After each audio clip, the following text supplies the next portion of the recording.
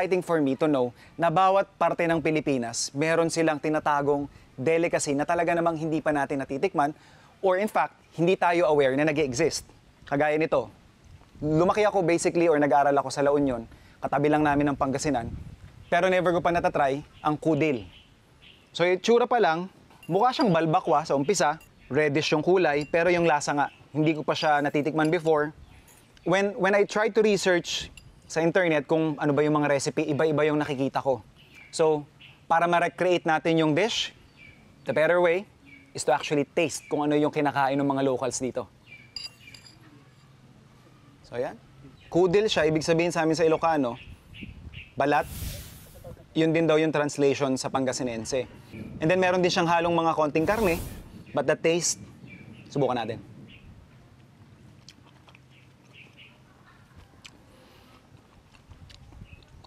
Very straightforward. Sa bite na yun, wala akong nalalasahang luya, which I expect sa lahat ng goat dishes, kasi nga pampatanggal anggo. Speaking of anggo naman niya, very mild lang din. Hindi siya overpowering. Maganda dito, napakalambot ng balat. And yung karne, fork tender. From what I can taste, mukhang iginisa lang ito sa bawang. And of course, tomato oil. Ngayon natikman ko na kung ano yung kinakain nila dito ang kudil. Confident na ako marirecreate ko na ang ating kudil. And ipapatikim ko dun sa mga kasama natin dito sa farm.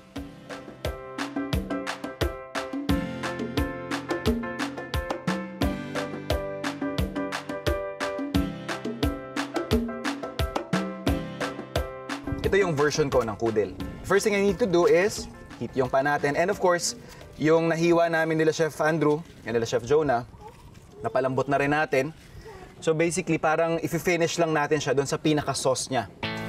Isang panggisa na definitely alam kong nandun is yung ating bawang. Naramdaman ko lang na medyo tostado yung bawang na nakain ko. So yun lang din yung tatry nating ma-achieve. So ibabrown natin ng kaunti yung ating bawang while I prepare yung ating pinaka-meat. So ito na yung ating karne, pinalambot for at least 1.5 hours. So makikita nyo, very gelatinous na siya. So, strain lang natin yung pinaka-sabaw para madagdagan pa natin ng panimpla yung karne mismo. Then, yung karne natin, lalagyan lang natin ng konting kalamansi. Mimix lang natin ng, siguro bahagya, yung ating kalamansi juice kasama ng ating karne. And then, punta na tayo, balik na tayo dun sa ating bawang. Maganda na yung pagkakatosta ng ating bawang. Ready na siya para dun sa ating annatto powder. Ito yung sinasabi ko na parang napaka-distinct doon sa kudil na dish is yung lalim nung pula niya. Alam mo kagad na hindi siya tomato sauce. And pag natikman mo, yung bango ng atswete, talagang nangingibabaw. So yun yung ginagawa natin sa point na to. Hinahabol natin yung unique na lasa na yon sa kudil. Once na infuse na natin ng atswete yung ating mantika, pwede na nating ibalik yung ating stock. And yung ating bay leaves. And then, pabubulwakin lang natin to, saka natin ilalagay yung ating karne.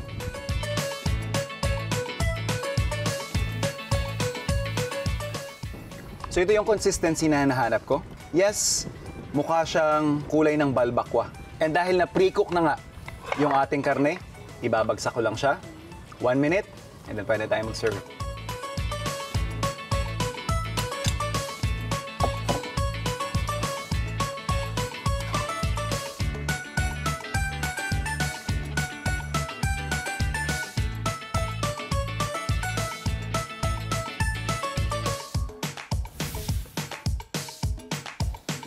Kanina nakatambay kami, si Sir Stan, siya nagbigay sa amin ng idea na to. First time ko matatry. Kayo, lalong-lalo na sa mga taga-Kalasyaw. Try niya na ba to? Naglalaway na ako. I-bash nyo na ako. Mas masarap to sa puto dinuguan. Puto kudil. The best.